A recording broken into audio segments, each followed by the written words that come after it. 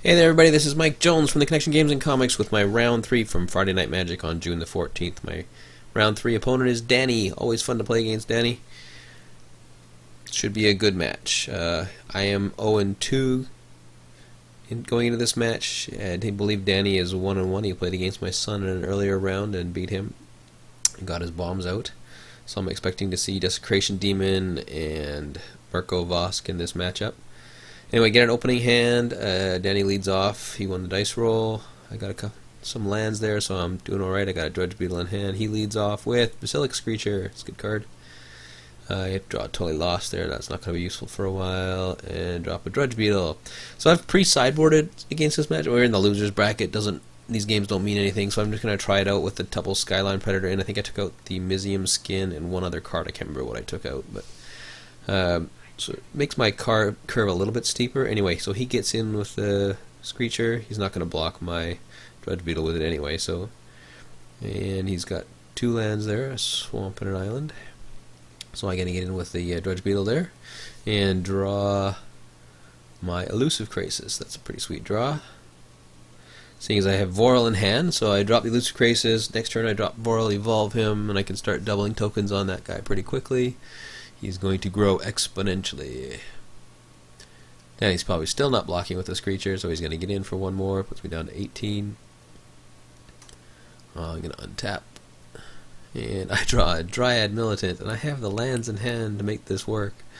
Alright, so make sure I tap properly here. So I'm going to play 3 for Vorl, which will evolve the Elusive Krasis once. I've got to find a dice that works well for evolving that guy. Now I'll pay 1 more for the Dryad Militant, which will evolve him again.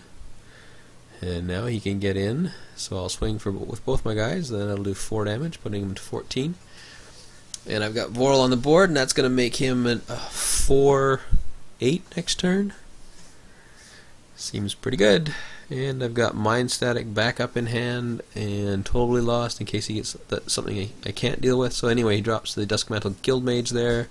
Another good card. He's starting to get a little bit nervous here, so he's going to hold back the Duskmantle Guildmage and the Basilica Screecher to block my 2 Ground Pounders that he can block. I'm not attacking with Vorl, obviously, not that he would block that anyway. Anyway, so get another land there. I draw the first of my Skyline Predators. Decent card in this situation, although I need 1 more mana to get him out. Don't quite have enough to Vorl and Mind Static, but I think it's still worth making my Elusive Krasis into a 4-8. And we'll swing with the team and see if I can clear his board here. I don't mind making that trade because the Drudge Beetle, when he goes to the yard, will get me. I can scavenge it back if I get 1 more mana, making more +1/+1s on something. And getting the Basilica Screecher off the board, even as a trade for my Dryad Militant, seems like a good trade-off. He's stuck on mana though, so this game's not really that fair. So he does make the blocks. That wipes his board. Next turn I'm going to have an 8-12 Elusive Krasis, which seems a little bit unfair. He draws. Does he get a land there? Is it going to make it a little more interesting? Oh, nope. He puts an Amaze Abomination in his yard. Seeing as that's not going to hit the table anytime soon. So a little bit of bad luck on Danny's side this time. At least it wasn't it seems like somebody's always getting bad luck in this game. It wasn't my turn this time. Anyway, so I'm just going to double up and leave up Mind Static. So now my 8-12 unblockables coming in and puts him down to 2. He needs to deal with that next turn or he's dead. He gets a land here, and he's going to cast. Doesn't matter what he's going to cast. I'm going to Mind Static whatever it is here, so that I just guarantee them getting through next turn. Pays 3 for Stealer of Secrets. Mind Static. Not that he could have blocked anyway. So on to game 2. No sideboard. I'm going to leave my deck the way it was. Seemed to work pretty fine there, and didn't get to see a lot of Danny's, although I know he does have some mill going on with the Merkelvosk, and I think there was a mind grind going around I saw as well in the Gate Crash pack. So maybe that ended up with Danny. So I mean, the scavenge cards in my deck. Anyway, so I get a no lander. Throw that one back immediately, and I'll shuffle up here and go down to 6 cards. Danny kept his hand, so he's got a 7-card hand and he's going first. Let's open up a hand here with Vorl, a couple of lands, and is that a Drudge Beetle in there? Anyway, I got stuff to do. Hey, draw another land, so there you go. Things are going to work out this game. I've got a 2-drop and a 3-drop, but nothing with +1/+1 counters on it yet, so he gets 2 land right away. So he drops the Blood Scrivener. He's got a mitt full of cards, so that's not going to start giving him a lot of cards anytime soon, but you know, eventually that thing's going to be useful. I'm going to drop my Drudge Beetle, and I will happily trade if he wants to attack into that. Again, that would give me some way to put some +1/+1 counters on stuff eventually, assuming I draw the land out. So I've got 2 more lands in hand. So next turn, Vorl's coming down. This is a good blocker, if nothing else. And here Danny's going to drop, I believe it's a key rune. He's thinking, he's got a couple of choices here. Not entirely sure what's in his hand.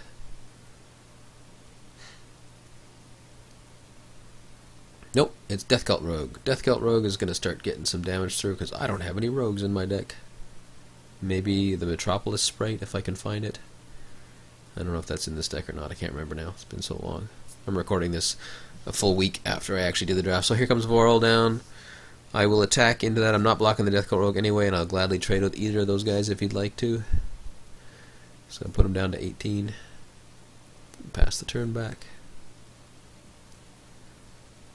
And I can block the Blood Scrivener with Vorl if he attacks with it, which also seems reasonable since that won't kill my dude. Anyway, he's going to get in with the Death Cult Rogue. Not much I can do about that. Taking 2 down to 18.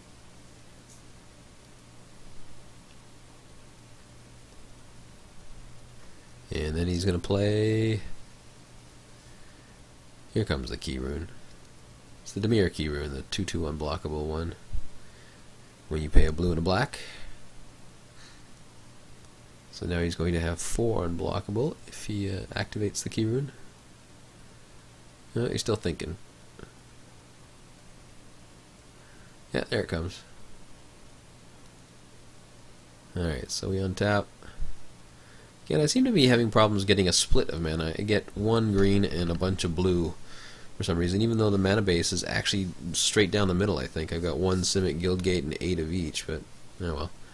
Just the way she goes some nights. Anyway, same deal as last time. Happily make that trade if you want, so I'll get in there for 2 more. Pass the turn back. Guess I could have attacked with Vorl, but nah, I'd rather be able to block that Blood Scrivener in a fairly favorable way. Alright, so he has a total of 5 mana at his disposal if he would like to. And I think... Let's do some combat first. He's going to think about it for a second. Might as well put me down to 16. Here he comes. Yep. Get in there, Death Cult Rogue. I'm down to 16. The race is on.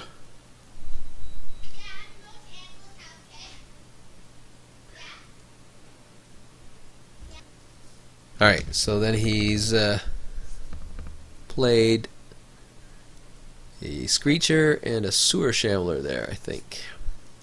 So I get my Beetle Form Mage. Seems good. Still no +1/+1 counters for Vorl to do anything with.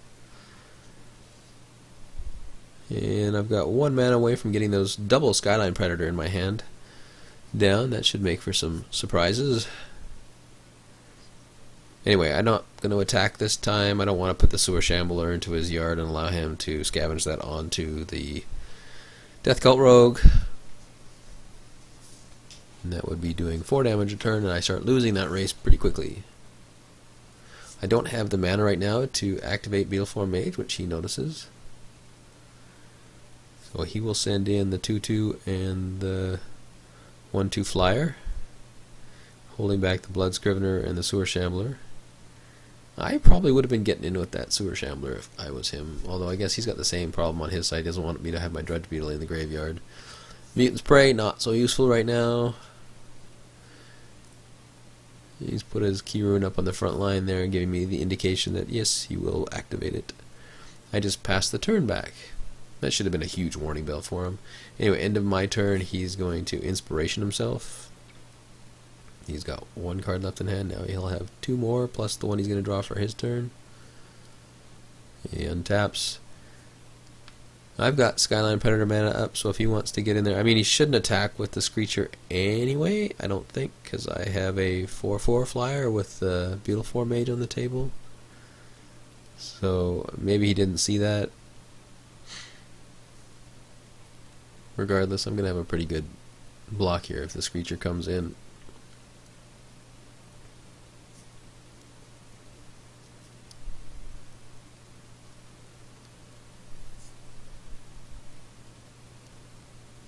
Alright, he's counting up now. He's got 1, 2, 3, 4, 5, 6, 7 mana with the key rune. That's a lot. Anyway, so over comes... He did bring the Screecher in, so I will flash in Skyline Predator before blockers are declared. I can't block the Death Cult Rogue, but I will stick the Skyline Predator in front of the Basilica Screecher.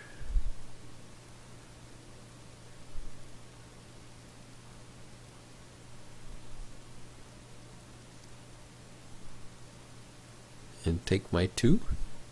He's thinking about it. Yep. So he no longer has Extort. So for 2 mana, he's going to play the Guild Mage.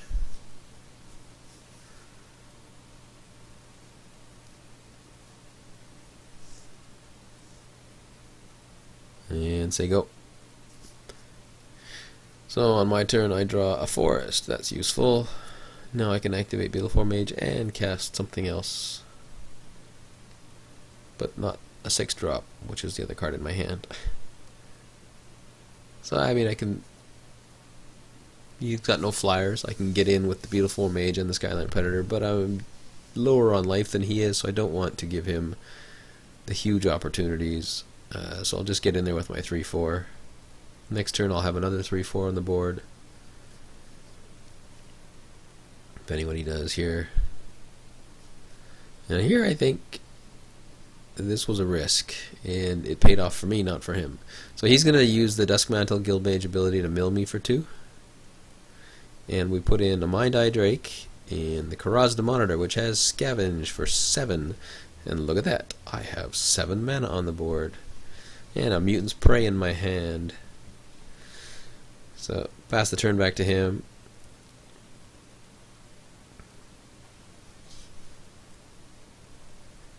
And he draws one of his bombs, I think. This was just totally fortuitous on my part. If he hadn't put that Karazda Monitor in my graveyard, I would have been a real world of hurt here. Although I guess I could have put... sack that. That makes him a 5. Double him up. That makes him a 7. Yeah, it still would have worked. I would have had to... Yeah, and I had the mana to pull it off. So, I mean, there was a way out of this, even if he didn't put the Karazda Monitor in my yard.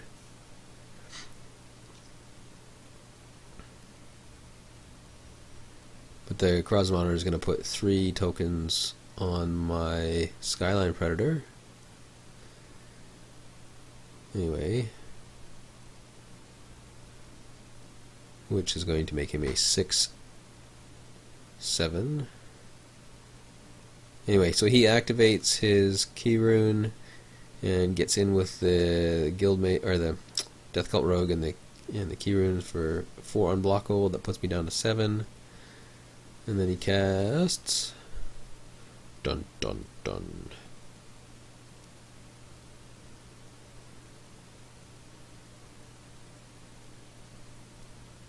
Desecration Demon comes down shortly here. I think it's right here or soon. Yep, there's the big boy. Yeah, he leaves 1 mana up, so he's got 6, 7 mana, plus the key rune 8. Anyway, so I flash in the Skyline Predator at the end of his turn.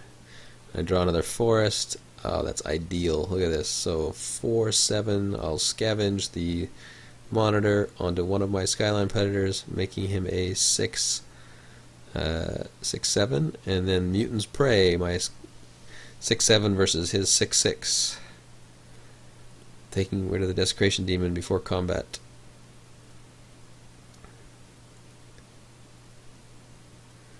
And now I can fly in for 6. Do I get in there for 9?